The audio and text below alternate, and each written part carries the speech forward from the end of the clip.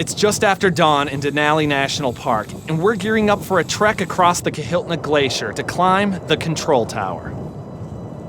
This peak is called the control tower because it just hovers over the runway where these planes land.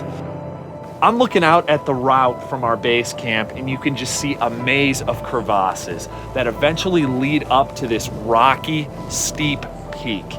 It's going to be physically demanding and mentally challenging.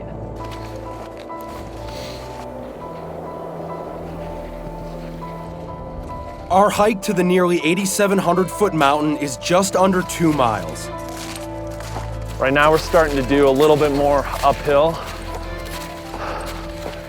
You can feel it.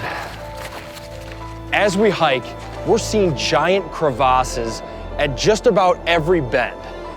Definitely unsettling. And we can hear the ice crack as well. And the sound is nothing short of eerie. And then we hear avalanches in the distance. Avalanches are common in Denali. Heavy snow, ice, and rock frequently thunder down the steep mountainsides.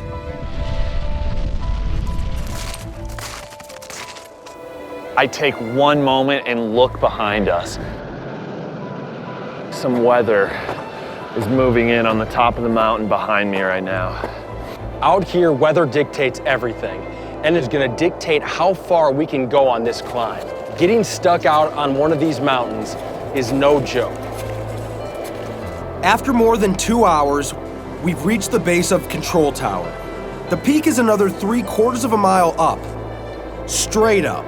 And now we're gonna snake around this other side of the mountain and hopefully weave our way through a huge minefield of crevasses.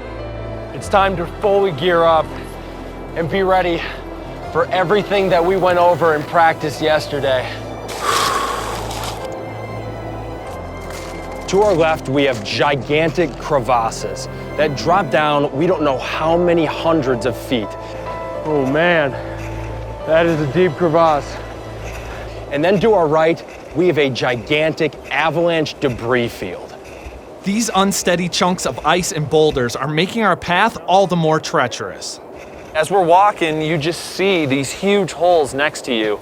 And then as you put your ice axe into the snow, it just slides in easy. Ooh. Which means there could be a crevasse just under the surface. After another 45 minutes of carefully winding our way through this maze, we're ready to tackle the main event. We've got 200 feet to climb before we hit the ridge line, and it's difficult, even in the best conditions.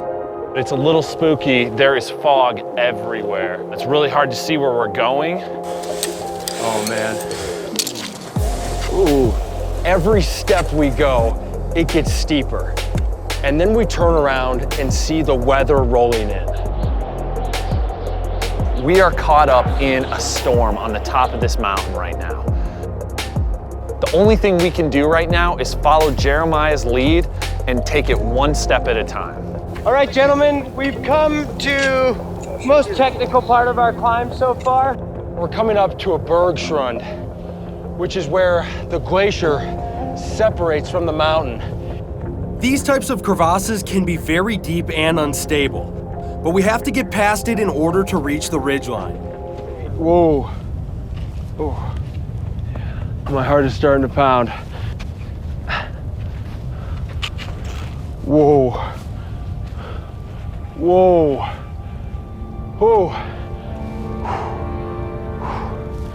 All right. You got it, dude. Kick the feet in, get that ice axe in. Yeah, I know. It's just more a matter of if I really want to go over this or not. Underneath you, you see all these holes that are just really deep. And then now peering over to the other side where we're about to go is a giant, giant cliff. Oh man, all right. Kick good steps, make sure your foot's in almost to the heel. I take a step up and I peer over the ridgeline, and the mountain seems to just drop. We make it over the steep ridgeline of Control Tower Peak. This view is definitely worth the effort. I have to take my sunglasses off to make sure this is real. Whoa. This is much steeper than I thought it was from down at the bottom. Whew. We're so close to the peak. We've got another 72 vertical feet to climb, but the path is covered in ice and snow with 1,000-foot drop-offs, and no room for error. Whew. Oh, man. Yeah, I know, right? As I look at that ridge up there, it looks mean. You've got a gigantic glacier sitting on one side of you, and then a steep, rocky mountain cliff face on the other side.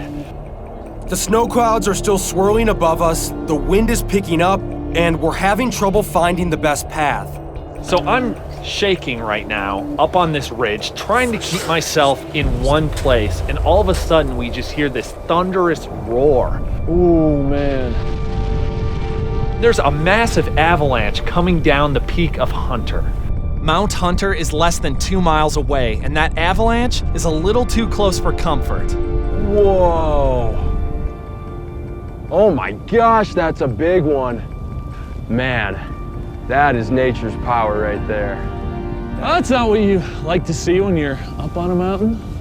In a landscape as dynamic as Denali, you have to assess your route and your risk continuously. There's not a static situation on any of these peaks. They change multiple times throughout the year and sometimes even multiple times throughout the day. And I think that maybe this would be a good high point for us. I believe in our ability to get over obstacles and to push on. We're making the smart choice and being safe. We're sitting on top of this mountain and look around us. This is spectacular no matter where you want to stop. Climbers come from all over the world to stick their nose into these mountains, and some of the best come in here. This is what mountaineering is all about. Hey everybody, thanks for watching. Make sure to leave any questions or comments that you have. And please subscribe to the channel, there's a lot more to come.